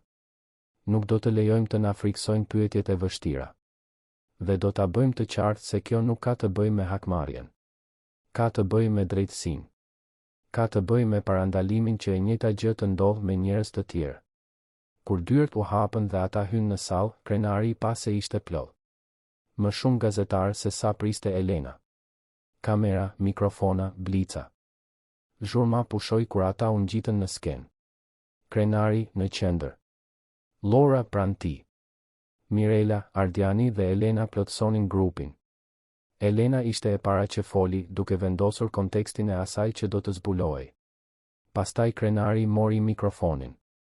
Për herë të parë në 3 vjet, ai tregoi versionin e tij të historisë. Jo me zemërim, jo me justifikime, por me të vërtetën e zhveshur. Foli se si kishte besuar Artanin. Si ishte tradhtuar. Si kishte humbur gjithçka. Mirela konfirmoi paregullësitë, dokumentet e falsifikuara, kërcënimet. Ardiani shpjegoi të dhënat teknike, regjistrat që provonin sabotazhin. Dhe pastaj ishte radha e Laurës. Kur ju afrua mikrofonit, ju desh të ngjitej në një stol të vogël për ta arritur. Imazhi i atij fëmije të vogël, serioz, duke parë kamerat, e heshti plotësisht sallën. Emri im është Laura, filloi ajo. Jam 8 vjeç. Nëna ime quhej Fioralba Costa. Ajo investoi gjithçka që kishte në fondin Caso Capital, sepse besonte se zoti krenar ishte i ndershëm. Kur fondi u shemb, humbëm gjithçka. Nëna ime mund të ishte zemëruar, mund të kishte hequr dorë. Por ajo nuk hoqi dorë. Ajo hetoi. Ajo zbuloi se numrat nuk përputheshin. Ajo zbuloi se dikush kishte prekur sistemin. Ajo zbuloi se fajtori i vërtet nuk ishte zoti krenar. Dhe pastaj ajo vdiq. Zëri i Laurës ishte i prerë, por kishte një emocion të thellë pas tij. Shumë gazetarë kishin lot në sy. Disa bën foto. Kamerat kapnin çdo fjalë. Nëna ime nuk mund të ishte këtu për të treguar historinë e saj, vazhdoi Laura. Kështu që unë do ta tregoj për të. Numrat nuk gënjejnë. Dhe këta numra tregojnë se Artan Balla vodhi qindra miliona dollar. Ai shkatërroi familje. Ai bëri njerëz të mirë të ndiheshin fajtor për gjëra që nuk i bën. Dhe ai mendoi se do të shpëtonte përgjithmonë. Por nuk do të shpëtoj. Sepse e vërteta gjithmonë gjen një mënyrë për të shfaqur. Edhe nëse vonon. Edhe nëse i duhet një fëmijë zbathur në shi për ta sjellë në dritë. Salla shpërtheu në pyetje. Gazetarët bërtisnin duke u përpjekur të dëgjoheshin. Kamerat klikonin pa pushim. Elenës ju desh të kërkonte qetësi disa herë. Ata kaluan 2 orë duke ju përgjigjur pyetjeve, duke treguar dokumente, duke shpjeguar gjithçka në detaje. Kur më në fund dolën nga hoteli, të raskapitur, e dinin se kishin ndryshuar gjithçka. Historia tashmë po përhapte online. Mediat e para tashmë po publikonin artikuj. Dhe diku në qytet, me siguri i rrethuar nga avokat të shtrenjtë dhe këshilltar nervoz, Art Nuballa po kuptonte se bota e tij e përsosur ishte gati të shembej. Lajmi shpërtheu si një bombë në tregun financiar shqiptar. Brenda 48 orësh, historia ishte në të gjitha gazetat, në të gjitha lajmet televizive, në të gjitha rrjetet sociale. Imazhi i Laurës, atij fëmije 8 vjeçar që shpjegonte me një qartësi të frikshme se si nëna e saj kishte zbuluar mashtrimin, u bë viral. Njerëzit që kur nuk kishin dëgjuar për rastin Caso Capital, tani dinin çdo detaj. Titujt ndryshonin, por ndjenja ishte unanime, krenar Casos i ishte bërë një padrejtësi dhe Artan Balla ishte hori i vërtetë. Të nesërmen e konferencës së shtypit, autoriteti i mbikëqyrjes financiare njoftoi hapjen e një hetimi formal. Prokuroria e posaçme gjithashtu u shpreh, duke thënë se po analizonte provat e paraqitura. Investitorët që kishin humbur gjithçka në kolapsin e Caso Capital filluan të mobilizoheshin, duke punësuar avokat, duke përgatitur padi kolektive. Presioni ishte i pamas. Artan Balla, nga ana e tij, ishte në Qipro. Kishte udhëtuar atje një javë para konferencës së shtypit, duke pretenduar angazhime biznesi, por në të vërtetë duke parashikuar atë që do të vinte. Lëvizja e tij e parë ishte të punësonte një ekip avokatësh të shtrenjtë dhe të lëshonte një deklaratë duke mohuar kategorikisht të gjitha akuzat. Tha se ishte viktimë e një konspiracioni të nxitur nga një ish ortak i pakënaqur, një ish punonjëse me probleme personale dhe një fëmijë i manipuluar. Deklarata u prit keq. Të sulmoje publikisht një vajzë jetime nuk ishte një strategji e mirë e marrëdhënieve me publikun. Për javë të tëra, Artani qëndroi në Qipro, i mbrojtur në një resort me 5 hyje, i rrethuar nga avokatë që e këshillonin të mos shkelte më kurrë në Shqipëri. Qipro nuk kishte një traktat të qartë ekstradimi me Shqipërinë. Ai mund të qëndronte atje pafundësisht, duke jetuar rehat me paratë që kishte devijuar. Kompanitë e tij në Shqipëri ishin të ngrira, pasuritë e tij të bllokuara, por ai kishte pasuri të fshehura në llogari offshore që askush nuk mund t'i arrinte. Krenari ndiqte gjithçka me një përzierje kënaqësie dhe zhgënjimi. E vërteta ishte zbuluar, emri i tij po pastrohej, por hori ishte ende i lirë. I ulur në restorantin e zonja Teftës një natë, duke parë lajmet në televizorin e vjetër që ishte në qoshe, ai shprehu dekurajimin e tij. Ai do të qëndrojë atje përgjithmonë, tha krenari. Do të jetojë në një parajsë tropikale ndërsa familjet që ai shkatërroi vazhdojnë të vuajnë këtu. Laura ishte ulur pranë tij, duke ngrënë një pjatë makarona që zonja Tefta ia kishte përgatitur. Ajo nuk dukej e shqetësuar. Ai do të kthehet, tha ajo me bindje. Krenari e pa atë. Pse mendon kështu? Sepse njerëzit si ai nuk mund të qëndrojnë të fshehur përgjithmonë, u përgjigj Laura. Ai ka ego. Ka Krenari. Nuk do të duroj të shihet si frikaca. Do të doj të pastroj emrin e tij. Do të mendoj se mund ta kontrolloj rrëfimin. Dhe do të bëj një gabim. Krenari donte ta besonte këtë, por dukej si shpresë e tepërt. Derisa 2 javë më vonë ndodhi pikërisht ajo që Laura kishte parashikuar. Artan Balla njoftoi se po kthehej në Shqipëri. Në një intervistë bombastike për një revistë ndërkombëtare, ai tha se ishte i pafajshëm dhe se do të kthehej për ta provuar këtë në një gjykatë. Tha se nuk kishte frikë nga Krenar Kaso apo nga pretendimet e tij false. Se kishte besim në drejtësinë shqiptare. Elena i telefonoi Krenarit sapo doli lajmi. Ai është tepër arrogant për të mirën e tij, tha ajo. Mendon se mund ta kontrolloj procesin, se avokatët e tij do të arrijnë ta përmbysin gjithçka. Por ai po bën gabimin më të madh të jetës së tij. Sapo të shkel në Shqipëri, do të bëjmë që të arrestohet paraprakisht. Dhe pikërisht kjo ndodhi. Kur Artani zbarkoi në aeroportin e Rinasit me një fluturim privat i rrethuar nga avokatë dhe roje sigurie, u prit nga kamerat televizive, gazetarët dhe, më e rëndësishmja, nga një urdhër arresti. Avokatët u përpoqën të protestonin, argumentuan për palishmëri, por nuk pati dobi. Artani u prangos aty, para kamerave, dhe u dërgua në një stacion policie. Imazhi i tij duke u arrestuar u bë lajm kryesor botëror. Ish milioneri i sofistikuar, gjithmonë kaq i sigurt dhe i fuqishëm, tani i prangosur dhe i zbedh. Krenari e pa atë skenë në tvën e restorantit dhe ndjeu diçka që nuk e ndjente prej kohësh. Nuk ishte lumturi saktësisht. Ishte lehtësim. Një ndjesi se më në fund, gjërat po ecnin në drejtimin e duhur. Laura i kapi dorën. Të thash, tha ajo me një buzëqeshje të vogël. Gjyqi u caktua të fillonte 6 muaj më vonë. Në këto muaj, jeta e Krenarit ndryshoi rrënjësisht. Ai filloi të merrte kërkesa për falje. Nga ish klient që e kishin mallkuar. Nga gazetarë që kishin shkruar artikuj shpifës. Nga institucione që i kishin hequr licencën. Disa ishin të sinqerta. Të tjera ishin qartësisht të interesuara, tani që ai shihej si hero në vend të horrit. Licenca për të operuar në tregun financiar i u rikthye. Ai mori oferta pune nga disa kompani investimesh, oferta bujare, por i refuzoi të gjitha. Nuk donte të kthehej në atë botë. Jo më. Diçka kishte ndryshuar tek ai.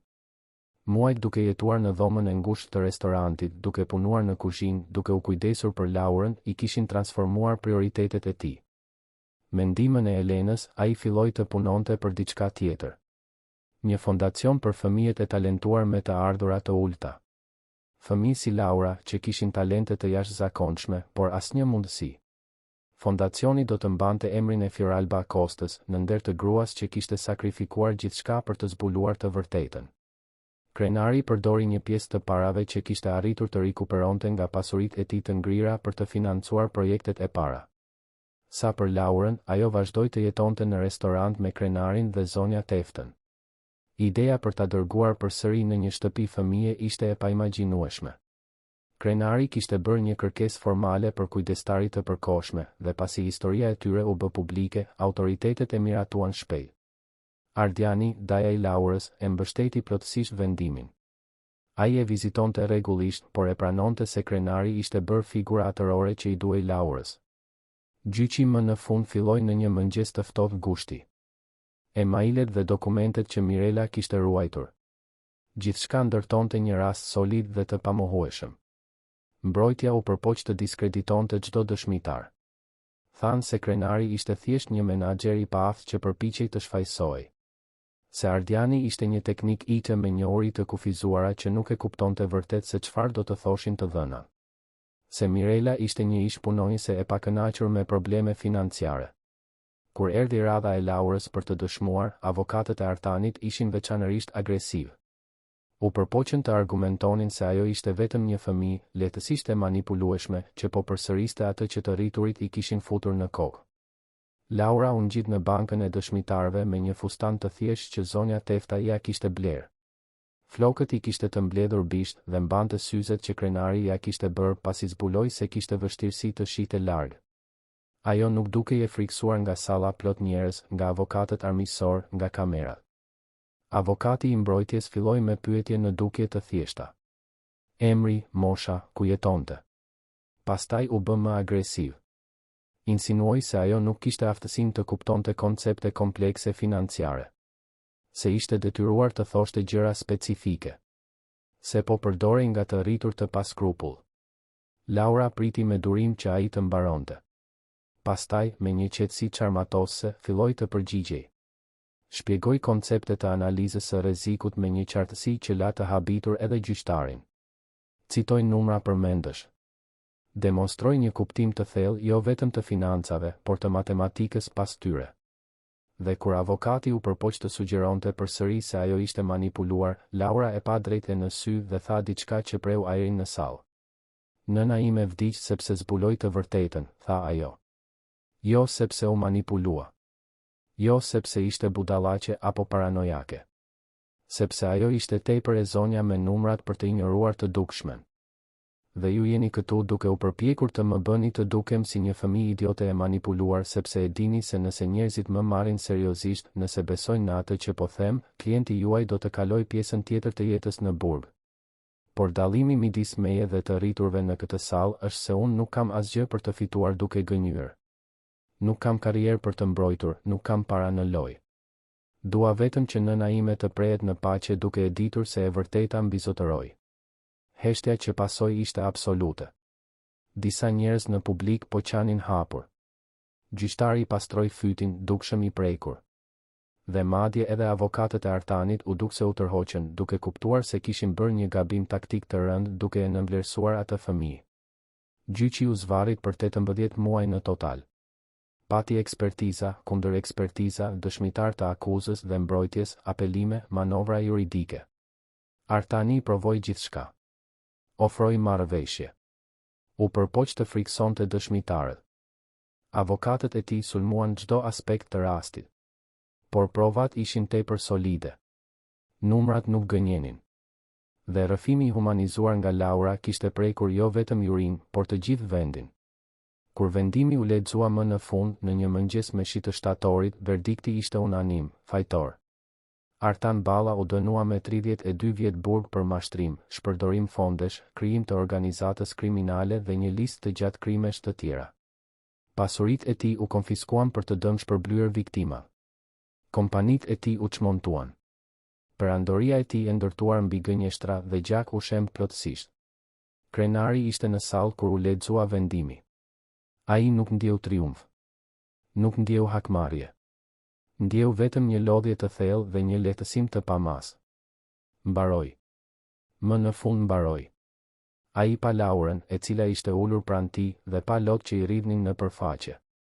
Ishin lotët e parë që e shite të derte që kur ishin takuar. Ai e tërhoqi në një përqafim dhe ajo u kap pas tij, duke qarë me dënesë, duke çliruar vite dhimbje, zemërimi dhe frike. Në muajt që pasuan, jeta filloi të riorganizohej. Krenari u shpall zyrtarisht i pafajshëm nga të gjitha akuzat. Mori një kërkesë formale faljeje nga autoriteti i mbikëqyrjes financiare. Gazetat që e kishin shkatëruar publikuan artikuj për gënjeshtrimi. Ai u ftua të jepte leksione, të fliste për përvojën e tij, se si kishte mbijetuar rënjes dhe shpengimin. Por ajo që krenari donte më shumë të bënte ishte diçka shumë më personale dhe e rëndësishme. Ai donte ta birësonte Laurën zyrtarisht. Jo si një gjest bamirësie. Jo nga mëshira. Por sepse në një moment gjatë atyre muajve të vështirë, ajo ishte bërë gjëja më e rëndësishme në jetën e tij. Ishte sikur Anila t'ia kishte dërguar Laurën si një dhuratë të fundit, një shans të fundit për të qenë i lumtur. Ardiani, kur krenari foli me të për idenë, u emocionua. Fioralba do ta adhuronte këtë, tha ai me lot në sy. Ajo gjithmonë donte që Laura të kishte një familje. Dik që të kujdesej për të, që ta mbronte, që të njihte sa e veçantë është. Dhe ti bëre të gjitha këto dhe më shumë. Të lutem, kujdesu për mbesën time. Unë do të jem gjithmonë afër, gjithmonë pjesë e jetës së saj, por e di që ti mund t'i japësh asaj atë që unë nuk mundem. Një shtëpi të vërtetë. Procesi i birësimit zgjati 6 muaj të tjerë. Pati intervista, vlerësime psikologjike, vizita në shtëpi. Laura u dëgjua disa herë, e pyetën nëse kjo ishte ajo që ajo donte vërtet. Përgjigja e saj ishte gjithmonë e njëjtë, po.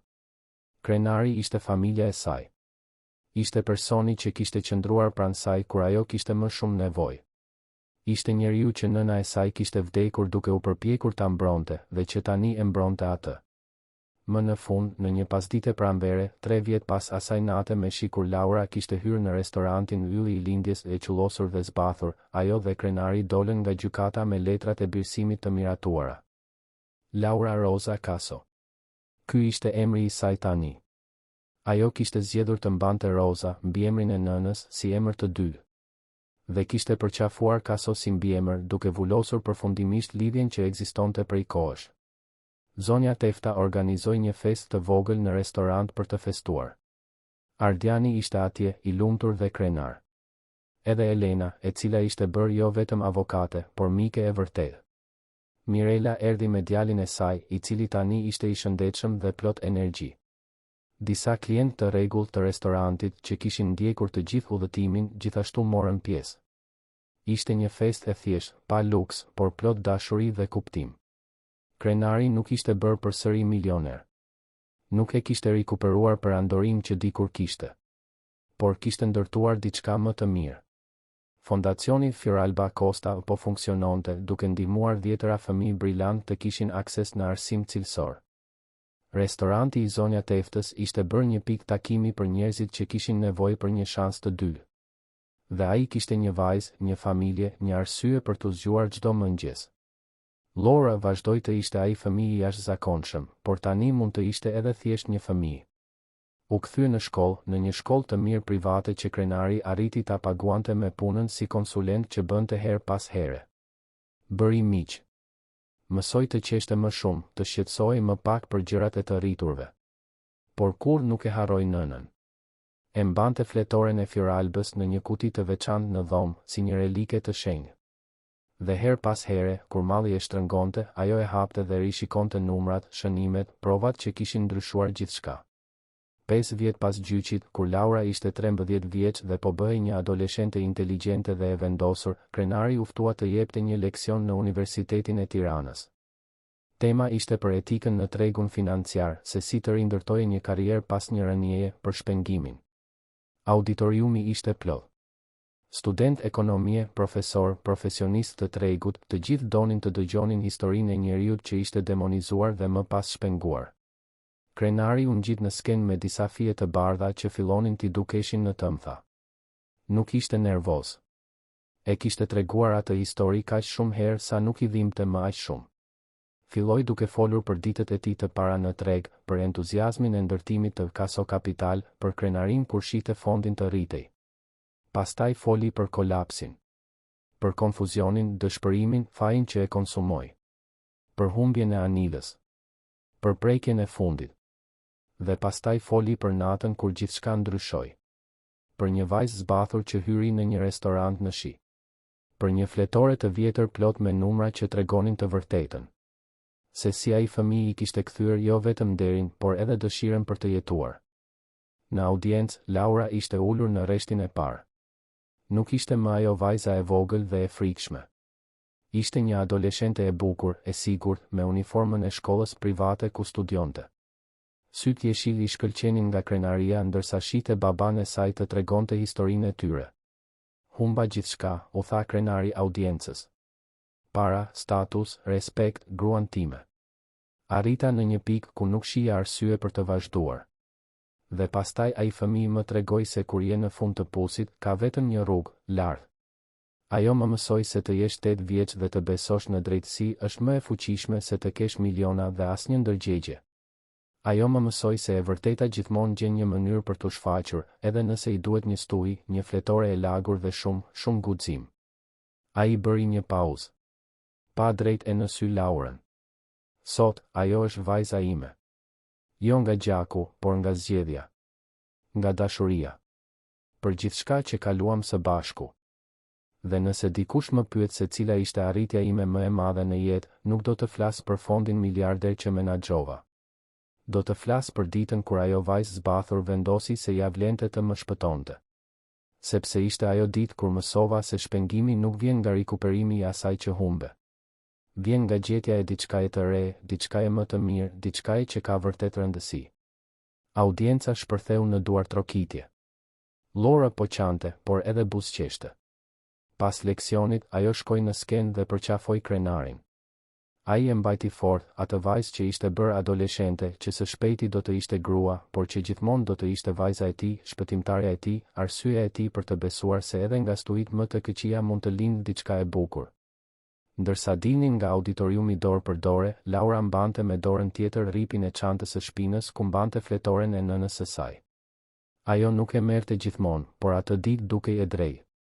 Ishte një kujtesë se ku kishin filluar, sa kishin luftuar, sa kishin arritur. Dhe ndërsa ecnin nëpër kampusin e Universitetit në qiellin blu të Tiranës, baba e bi, të bashkuar jo rastësisht, por nga një udhëtim i pamundur dhimbjeje dhe shpengimi, të dy e dinin se historia e tyre nuk ishte për një fond që u shemb apo një horr që u burgos. Ishte për dy njerëz të thyer që u takuan në momentin e duhur dhe vendosën se të hiqje dorë nuk ishte një opsion. Ishte se si numrat nuk gënjejnë, por më e rëndësishmja, se si dashuria dhe e vërteta janë forcat më të fuqishme në botë. Edhe kur gjithçka duket e humbur. Sidomos kur gjithçka duket e humbur. Artan Balla ishte ende në burg, duke vuajtur dënimin dhe me siguri do të kalonte pjesën tjetër të jetës pas hekurave. Por krenari nuk mendonte më për të. Nuk shpenzonte energji me zemërim apo mëri. Kishte gjëra më të mira për të shqetësuar. Kishte një vajzë për të rritur, një fondacion për të menaxhuar, njerëz për të ndihmuar.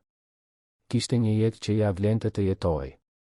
Dhe Laura, e cila e kishte filluar atë udhëtim si një vajzë jetime dhe e vetme, tani kishte një baba, kishte një daj që e donte, kishte zonja teftën si gjyshe të zemrës, kishte miq, kishte të ardhme. Ende mbante dhimbjen e humbjes së nënës. Gjithmonë do ta mbante. Por mësoi se dhimbja dhe lumturia mund të bashkëjetojnë. Se mund ta nderosh atë që ke humbur duke jetuar mirë, duke luftuar për drejtësi, duke bërë ndryshim. Vite më vonë, kur Laura u diplomua në ekonomi me nota të shkëlqyera, ajo ja dedikoi diplomën e saj kujtimit të Fioralba Kostës.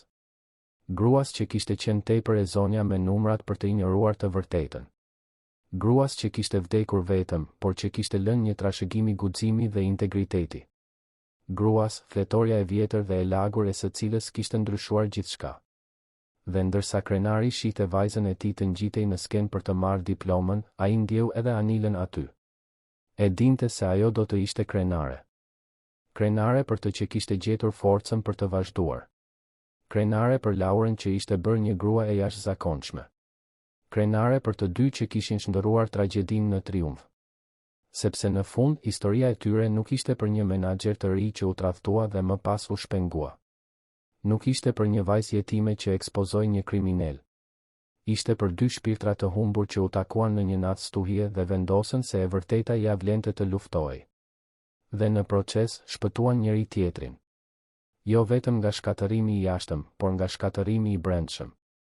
Nga dëshpërimi. Nga faji. Nga vetmia. Dhe kjo, më shumë se çdo vendim gjyqësor apo titull gazete, ishte fitoria e tyre më e madhe.